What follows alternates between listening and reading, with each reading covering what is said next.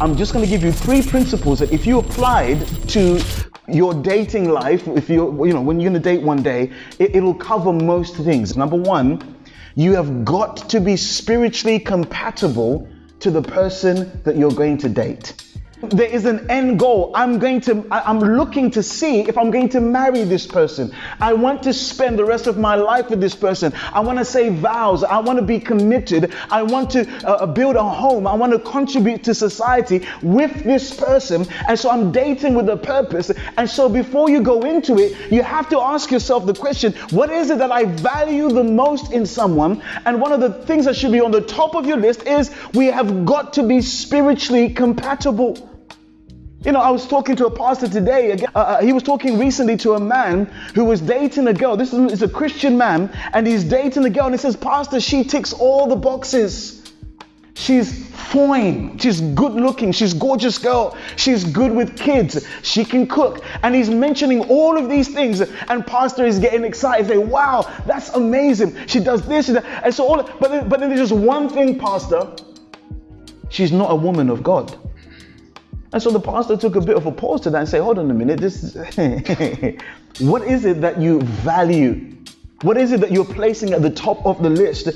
Your values are off.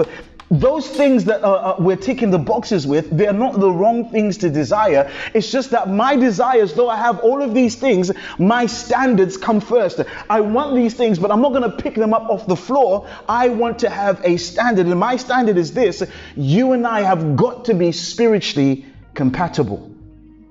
Amos 3 verse 3, can 2 walk together unless they are agreed? One person asked their pastor, how can I get my husband to come to church? How can I get my husband to pray or to be a spiritual man? And the pastor's response is, how did you find him? Was he doing those things when you met? Marriage doesn't change people. Only Jesus can change people. Marriage only exposes what's already in them. It's a magnifying glass that exposes what's in the heart already. And so if our idea of marriage is, well, I know they're not perfect and they don't, but I'm going to, once I marry them or once we start dating, then I'm going to begin to change things. That doesn't always work necessarily. It is Jesus that changes people. If you found him going to church, he is still going to church once you get married. He's still praying once you get married. He'll still be spiritual once you get married. 2 Corinthians 6 verse 14. Do not be unequally yoked with unbelievers. For what partnership have right living and right standing with God with iniquity and lawlessness?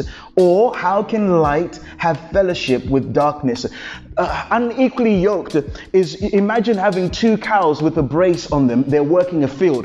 One cow is super strong and one is weak. They're unequally yoked. You pick the wrong 2 cows together. You need 2 weak cows or 2 strong cows. But because you have one strong one and one weak one, when they're working the field, the strong one pulls all of the weight and they cannot go in a straight line. So in other words, though they are yoked and the cows may be happy, hey, listen, I've got someone next to me, the mission of their life, the reason why they're in the field in the first place is not going to work out. It's going to be all over the place. It's going to be a lot more difficult to make traction in life. And this is the reality of life sometimes, that you and I can end up unequally yoked with someone spiritually, and it makes things a lot more difficult. If you're going to enter into a marriage, don't enter into a marriage going uphill.